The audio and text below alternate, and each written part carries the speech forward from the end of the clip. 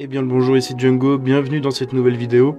On va parler aujourd'hui de la PS5 qui vient d'exploser un record. Actuellement, du coup, c'était elle qui la détenait avant, c'était PlayStation aussi.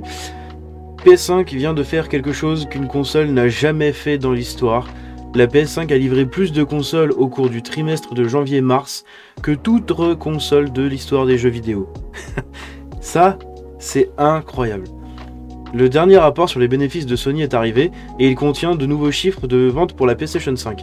En bref, la console fonctionne exceptionnellement bien. Le système a expédié 6,3 millions d'unités supplémentaires au cours de la période de janvier à mars pour faire de l'ensemble de la PS5 à 38,4 millions à ce jour. C'est énorme.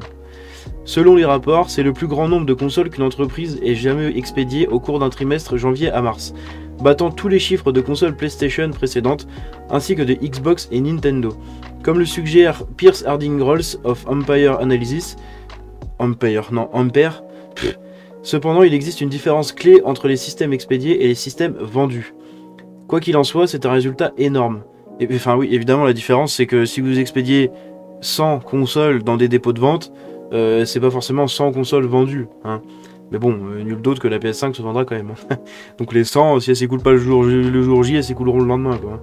Quoi qu'il en soit, c'est un résultat énorme. La PlayStation 5 a atteint son objectif de vente de 19 millions pour l'ensemble de l'exercice, se terminant avec 19,100 millions expédiés au cours de l'exercice. C'est pas mal.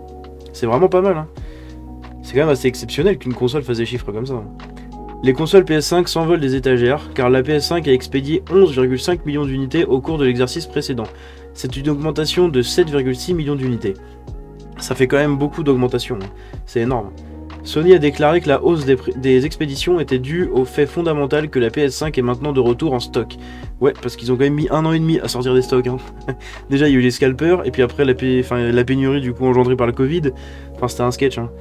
Nous sommes maintenant en mesure de livrer la PS5 aux clients sans attendre presque partout dans le monde, a déclaré la direction de Sony.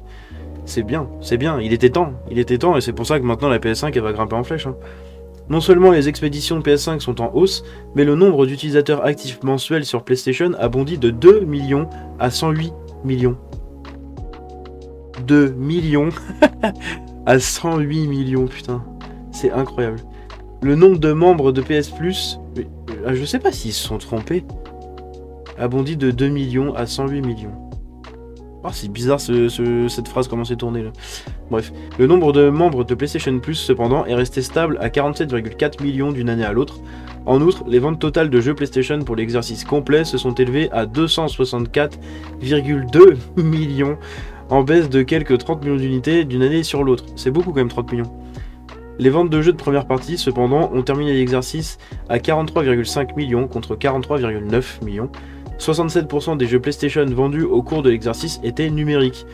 Et c'est là aussi, ça c'est un chiffre assez important, 67% des jeux vendus, c'est incroyable.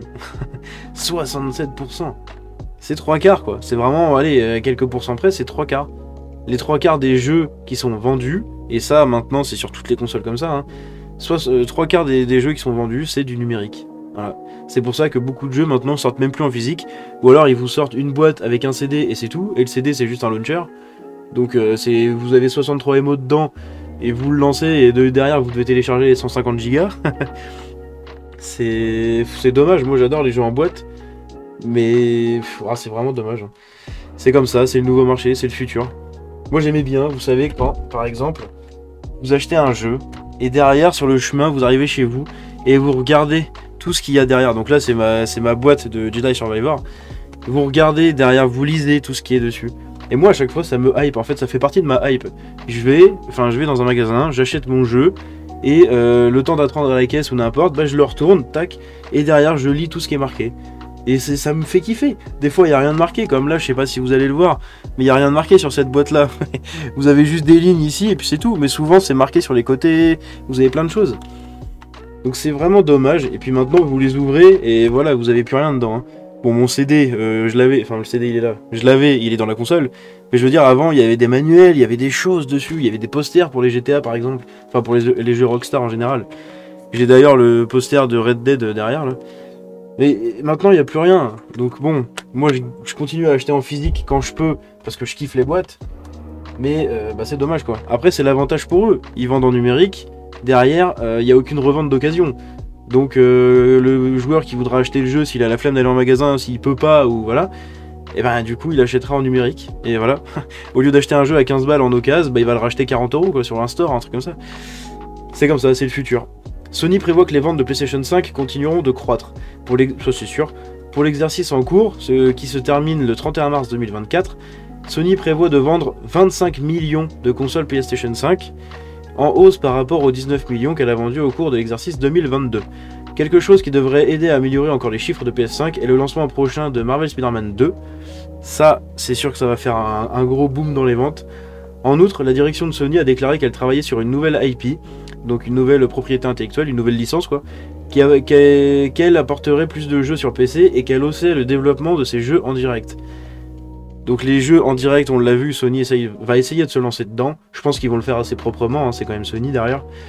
Et après, oui, c'est sûr que les jeux PC, mais après les jeux PC ils sortent des années après, donc bon, ça va développer, comment dire, l'entreprise, mais ça va pas développer les ventes de PlayStation 5 à proprement parler.